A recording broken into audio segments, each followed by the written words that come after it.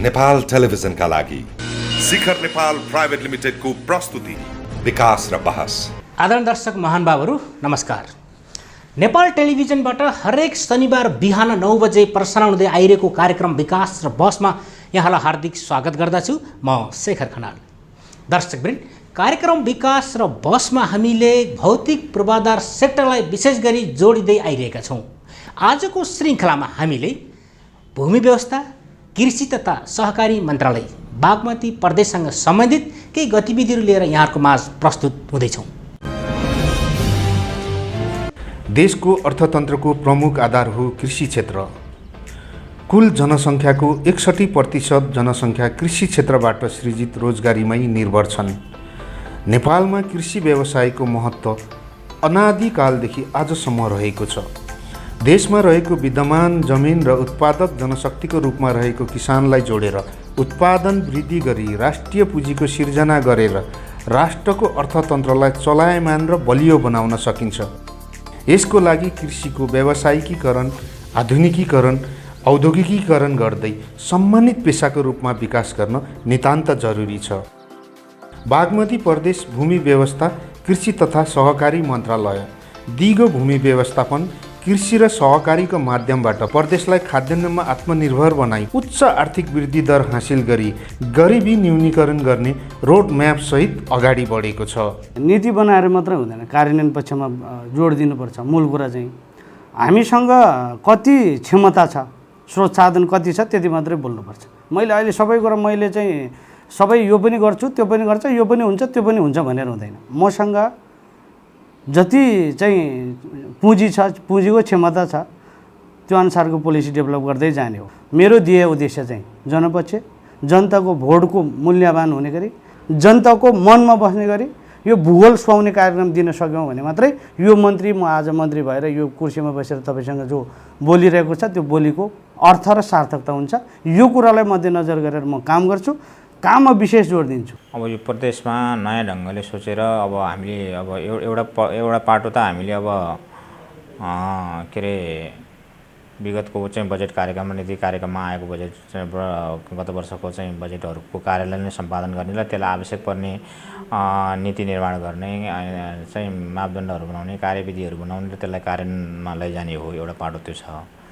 अर्को, हामीले कार्यभार सम्हालेपछि केही चाहिँ बजेटहरूलाई, केही चाहिँ अब ब्लकमा रहेको बजेटहरूलाई हामीले विभिन्न किसिमका चाहिँ आवश्यक प्रदेश स्तरको यो चाहिँ 13वटा जिल्लामा आवश्यक चाहिँ पर्ने पूर्वाधारहरू बनाउने र त्यसलाई चाहिँ तपाईँको नयाँ ढङ्गको कार्यक्रमहरू लिएर जाने भन्ने हामी छलफलमा छौँ। समग्र यस बागमती प्रदेशको कृषि क्षेत्रलाई अगाडि बढाउन, रूपान्तरण गर्नको लागि केही सकारात्मक कार्यक्रमहरू, सकारात्मक पहलहरू कर्मचारी वर्गहरूसँग मैले राय सुझाव लिएर माननीय मन्त्रीज्यू समेतको कन्सर्न लिएर केही नयाँ सुरुवात गर्ने चरणमा हामी गएका छौँ। खास गरी हामीले यसमा पशुपक्षीका कुराहरू, कृषिका कुराहरू, सहकारीका कुराहरू, भूमिका कुराहरू पनि समग्र प्रदेशको हेर्नुपर्ने भएको कारणले गर्दाखेरि हामीले तत्त क्षेत्रमा के गर्न सकिन्छ भन्ने हिसाबले हामी तत्कालै एउटा मार्गचित्र प्रस्तुत गर्दैछौँ। त्यसभित्र रहेर हामीले एउटा सोच डेभलप गरेका छौँ। खास गरी यो आत्मनिर्भर कृषि समृद्ध प्रदेश, यो हामीले यो मन्त्रालयले गर्न सक्छ भन्ने हाम्रो सोचका साथ अगाडि बढाएका छौँ र केही कुराहरू हामीले नीतिगत रूपमा सुधार गर्नुपर्ने कुराहरूलाई नीतिगत तहमा नै अगाडि बढाउने छौँ। जस्तै मत्स्य प्रवर्धन नीतिका कुराहरू हामीले सोच बनाइरहेका छौँ। प्रदेशमा पोल्ट्री सेक्टरका क्षेत्रलाई अझ अगाडि बढाउनको लागि, अझ मजबुत गर्नलाई प्रदेश पोल्ट्री विकास बोर्ड गठनको छलफल हामीले चलाएका छौँ र हामीले अनुदानका विषयहरू जुन कुराहरू छन् त्यो अनुदानका विषयलाई पनि थप व्यवस्थित कसरी बनाउन सकिन्छ भन्ने विषयमा पनि छलफल चलाएर त्यसका व्यवस्थापन गर्ने कार्यविधिहरूलाई हामी तयारी गर्दैछौँ। प्रदेश सभाले नै पास गरेको यो नीति कार्यक्रम र योजनाहरू कार्यान्वयन चाहिँ हाम्रो पहिलो चाहिँ शर्त हुन्छ र मन्त्रालयले सोही अनुसार काम गर्छ। हामीले अब एउटा सर्वस्वीकार्य चाहिँ एउटा नीतिगत पोलिसी फ्रेमवर्क बनाउँछौँ र त्यो पोलिसी फ्रेमवर्कभित्र रहेर हामीले बजेट योजनाहरू सार्वजनिक गर्छौँ, तयार गर्छौँ, कार्यान्वयन गर्छौँ। देशको आवश्यकता र सम्भाव्यता अनुरूप कृषि विकास सम्बन्धी नीति तर्जुमा एवं कार्यान्वयन गर्दै सबै वर्गका कृषि व्यवसायमा आबद्ध सबै कृषि उद्यमीहरूको आर्थिक सुदृढीकरण गर्न भूगोल सुहाउँदो कार्यविधि योजना, नीति तर्जुमा एवं कार्यान्वयन पक्षमा बागमती प्रदेश भूमि व्यवस्था कृषि तथा सहकारी मन्त्रालय तदारुकताको साथ लागि परिरहेको छ। मैले राम्रो कुरालाई चाहिँ निरन्तर दिनुपर्छ मेरो कुरा के हिजो विगतमा हेर्ने हो, विगतमा कार्यान्वयनमा ल्याएको कुराहरू राम्रो छ भने राम्रो त्यसलाई निरन्तर दिने हो। अब यदि त्यो कार्यक्रम चाहिँ भूगोलमा फिट छैन, यस्तै प्रस्ताव आह्वान हुँदा साँच्चीकै वास्तविक किसान काम गर्ने दाजुभाइका त्यो राहत पुग्ने स्थिति, अनुदान पुग्ने स्थिति रहँदैन भने त्यो कार्यक्रम कटौती गर्नुपर्छ। त्यो हाम्रो क्षेत्राधिकार पनि हो। कार्यविधि पास गर्दा साँच्चीकै किसान कहाँ पुग्ने कार्यविधि पास गर्नुपर्छ। हामीले एउटा मन्त्रीको नेतृत्वमा कार्यविधि पास हुन्छ। अब बजेटिङको कुरा त अस्ति चाहिँ हामीले बजेट पास गर्दै बजेटिङ गरिसकेको हुन्छ, त्यो बजेटलाई कार्यान्वयन गर्ने कुरा चाहिँ कार्यविधिहरू ऐनमा टेकेर कानुनमा टेकेर गर्ने कुरा हो। ऐनमा कानुनमा टेकेर गर्दाखेरि पनि कार्यविधि चाहिँ तल्लो लेभलको वास्तविक किसान जसले गरेको छ, वास्तविक किसान को छ, किसानमा पनि हामीले क्याटेगोराइज गरौँ भनेको छ मैले क्लासिफिकेसन। अब मझौलो वर्ग कि अलि माथि वर्ग अथवा आधारभूत वर्गको त्यो तीनवटा क्लासिफिकेसन गरेर हामी सबै वर्गलाई मिल्ने गरी कार्यविधि पास गरौँ।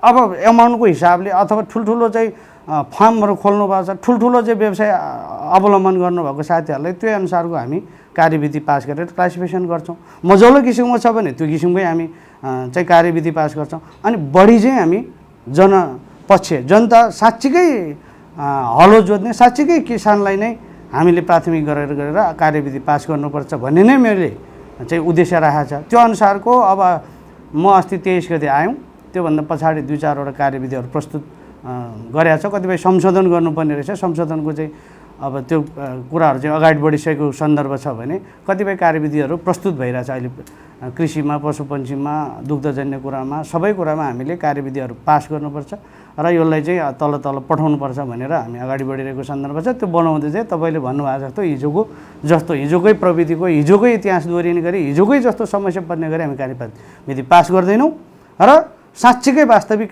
चाहिँ काम गर्ने वास्तविक किसानका पुग्ने गरी कार्यविधि पास गर्छौँ र प्रस्ताव त्यो अनुसारको आह्वान हुन्छ। त्यसमा निष्पक्ष चाहिँ हामीले चाहिँ एनाउन्स भएको त्यो कार्यविधि अनुसारको प्रस्ताव जो चाहिँ किसान दाजुभाइले राख्नुहुन्छ त्यो मध्येमा पनि हामीले कति योजना दिन सक्छौँ, कति टार्गेट बनाएको छ, टार्गेट मिट गर्ने गरी कार्यान्वयन पक्षमा लान्छौँ। यो कुरामा तपाईँ ढुक्क हुनुहोस्। खास गरी गेम चेन्जर प्रोजेक्ट रूपमा यस मन्त्रालयले विगतदेखि नै लिएका गेम चेन्जर प्रोजेक्टहरू जस्तै कोल्ड स्टोर हामीले जति यहाँ तयारी गरेका छौँ त्यसलाई अगाडि बढाउने कुराहरू, हाम्रो पाउडर प्लान्टका पनि यस प्रदेशमा सुरुवात गरेका छौँ, त्यो रोकिएको थियो, त्यसलाई तत्काल अगाडि बढाउनको लागि मैले निर्देशन दिइसकेको छु भने अब हामीले त्यसका साथसाथै हामीले यो वर्ष कार्यक्रम जुन कार्यान्वयन गर्दैछौँ बनेका कार्यक्रमहरूलाई छिटो छरितो चाहिँ कार्यान्वयन गर्नको लागि त्यसलाई आवश्यक पर्ने इन्स्ट्रुमेन्टहरू, कार्यविधिहरू तयारीको अन्तिम चरणमा छौँ। म आइसकेपछि पनि 10-12 कार्यविधिहरू अहिले तत्कालै स्वीकृत गरेर पठाइसकेका छौँ। हामीले कार्यक्रम कार्यान्वयन गर्ने तहमा छिटो छरितो कार्यक्रम कार्यान्वयन गर्ने तहमा हामी अगाडि गएका छौँ।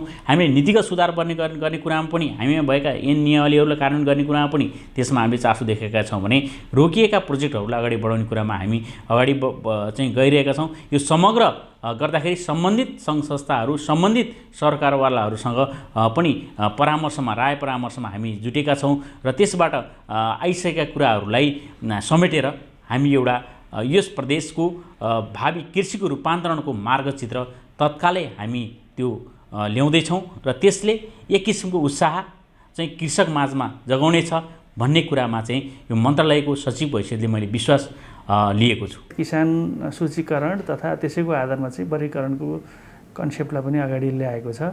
हामी त्योभन्दा अलि पृथक ढङ्गबाट हामीले व्यवसायको इकोनोमी अफ स्केल भन्छ, उत्पादनको स्केलको आधारमा यो चाहिँ कुन चाहिँ सस्टेनिङ अलिकति व्यावसायिक हो, कुन अर्ध व्यावसायिक हो र कुन चाहिँ साना तथा सीमान्तकृत चाहिँ त्यस्तो किसिमको व्यवसाय हो, त्यसको एउटा क्याटेगोराइजेसन गरिसकेपछि हामीले साना व्यवसायहरूलाई चाहिँ एउटा जीविकोपार्जन सहयोगका कार्यक्रमहरू अगाडि सार्ने, उत्पादन वृद्धिका, यो अर्ध व्यावसायिक र मझौला किसिमका व्यवसायहरूलाई चाहिँ व्यावसायिक बन्नको लागि आवश्यक पर्ने पूर्वाधार सहयोगका कार्यक्रमहरू र व्यावसायिक जुन कृषि फार्महरू, व्यावसायिक जुन कृषि उत्पादनहरूको बजारीकरण सुनिश्चित गर्ने र राज्यको तर्फबाट चाहिँ त्यसलाई ब्रान्डिङ लेबलिङ गराउने कामहरू, पहिचानसहितको बजारीकरण र त्यसमा चाहिँ नाफा सुनिश्चित, किसानको नाफा सुनिश्चित हुने गरी नीति बनाउनलाई चाहिँ हामी लागि परेका छौँ। दूरगामी सोचले समग्र कार्यपालिका र कार्यविधिको स्पष्ट खाका कोर्दछ र त्यसलाई सामूहिक प्रयास र नेतृत्वले कार्यान्वयन गरी प्रतिफलको अवस्थामा पुर्याउँदछ अनि मात्र लक्षित वर्ग र लक्षित समूह लाभान्वित हुने गर्दछन्। यसर्थ राजनीतिक अवरोध, व्यक्तिगत इच्छा शक्ति र कर्मचारी तन्त्रवादबाट एक कदम अगाडि बढी समस्त भूगोल र भूगोलवासीको उत्थान र आर्थिक समृद्धिको लागि एकै मेहेको सहयात्री भएर अघि बढ्ने प्रतिबद्धता गर्नुहुन्छ माननीय मन्त्री श्री चन्द्र लामाज्यू। जहाँसम्म मेरो मन्त्रालयमा नयाँ सचिव आउनुभएको छ डाक्टर शरण पाण्डे सर, उहाँ उमेरको हिसाबले हामी दुवैजना समकक्षी हुनुहुन्छ। उहाँको विषयमा भन्नुपर्दा उहाँ असाध्यै त्यो विषयमा ज्ञान राख्नुहुन्छ, विज्ञता छ। उहाँको विज्ञता र मेरो राजनीतिक क्षमताको सम्मिश्रणले यो मन्त्रालय एकदमै राम्रो गतिले चल्छ, यो विषयमा म ढुक्क छु, विश्वस्त छु र हामी दुवैजना एउटै परिवार भएर यो मन्त्रालय अगाडि बढ्ने कुरामा म दृढ विश्वास छु। यो कुरामा उहाँले मलाई साथ दिनुहुन्छ, म उहाँलाई साथ दिन्छु। हाम्रो दुईजनाको सम्मिश्रणले योजनाले यो मन्त्रालय समृद्ध हुने कुरामा म विश्वस्त छु, ढुक्क छु। त्यस्तो एकदम राम्रो छ हाम्रो चाहिँ तपाईँको यो 5 औँला जस्तो ठ्याक्कै चाहिँ एकले मुठी बनाउँदा जुरुक्क उठ्ने त्यो खालको सम्बन्ध छ सचिव र कर्मचारीहरू, यहाँको चाहिँ विभाग चाहिँ निर्देशनालय प्रमुखहरूसँग, मन्त्रीज्यूसँग नि हाम्रो एकदम चाहिँ घनिष्ठ चाहिँ सम्बन्ध छ। हामी हरेक काम सचिवदेखि लिएर त्यहाँको चाहिँ विभागीय चाहिँ महाशाखा प्रमुखहरूदेखि लिएर मन्त्रीज्यूहरूसँग सल्लाह गरेर त्यो कुरा चाहिँ हामीले चाहिँ मुख्यमन्त्रीसँग चाहिँ अनि त्यो त्यही माताहरूका अरू चाहिँ मन्त्रालयका चाहिँ मन्त्रीज्यूहरूसँग पनि सरसल्लाह र कोअर्डिनेसन गरेर नै हामी अगाडि बढिरहेका छौँ। हाम्रो टिममा यो अहिले चाहिँ यो क्याबिनेटको टिममा मन्त्रीहरूको टिममा पनि समस्या छैन र यहाँ हाम्रो मन्त्रालयको चाहिँ काम गर्ने टिममा पनि हाम्रो अहिले त्यति समस्या छैन। हामी सबै कुरो छलफलबाटै चाहिँ कोअर्डिनेसनबाटै टुङ्गिरहेका छौँ। एक आपसमा छलफलबाट नै सही निर्णय पुग्न सकिन्छ भन्ने मेरो विश्वास हो। हामी टिमवर्कमा हामी काम गर्छौँ। हाम्रो माननीय मन्त्रीज्यूहरू, राज्य मन्त्रीज्यूहरू पनि टिमवर्कमा विश्वास गर्ने हुनुहुन्छ र कृषकलाई केही गरौँ भन्ने एउटा उत्साह चाहिँ उहाँमा मैले देखेको छु। त्यस कारणले गर्दाखेरि पनि हामीलाई कुनै पनि निर्णय तत्काल लिइहाल्नको लागि सहज मैले चाहिँ महसुस गरेको छु र कार्यक्रम कार्यान्वयन गर्ने चरणमा माननीय मन्त्रीज्यूहरूले पनि थप केही गरौँ भन्ने उत्साह उहाँमा छ। यो मेरो लागि सकारात्मक पक्ष हो। यो समग्र कृषि क्षेत्रको लागि पनि समग्र कृषि क्षेत्रको लागि पनि यो राम्रो पक्ष हो भन्ने मैले बुझेको छु।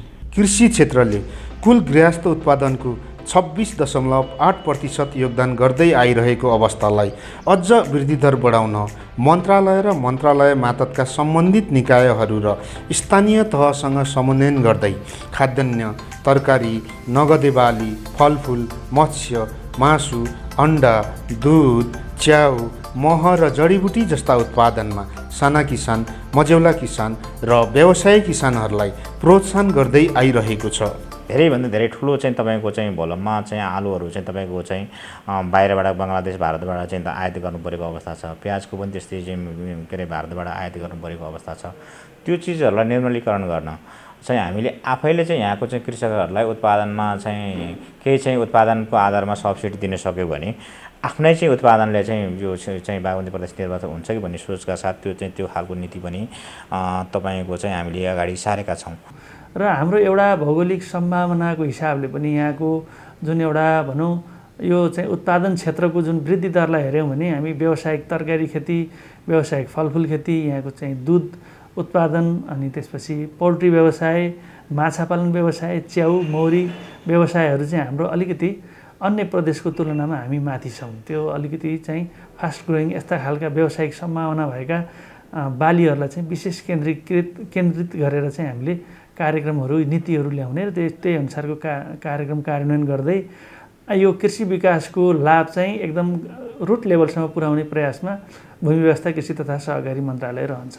बाँझिँदै गएको खेतीयोग्य जमिन कृषि उत्पादनका लागि उपयोगमा ल्याउन बेरोजगार युवा तथा वैदेशिक सिप आर्जन गरेर स्वदेश फर्किएका युवाहरूलाई कृषि पेसामा प्रोत्साहन गराउन अनुदान प्रणालीलाई प्रतिफलमा आधारित बनाउने कार्ययोजना अगाडि बढाई सो अनुदानको कार्यान्वयनको अवस्था अनुगमन र निरीक्षण पनि गर्दै आइरहेको छ। सब्सिडी दिने कुरा चाहिँ टाटाबाटाले लग्यो हैन, जान्ने सुन्नेले मात्रै लग्यो।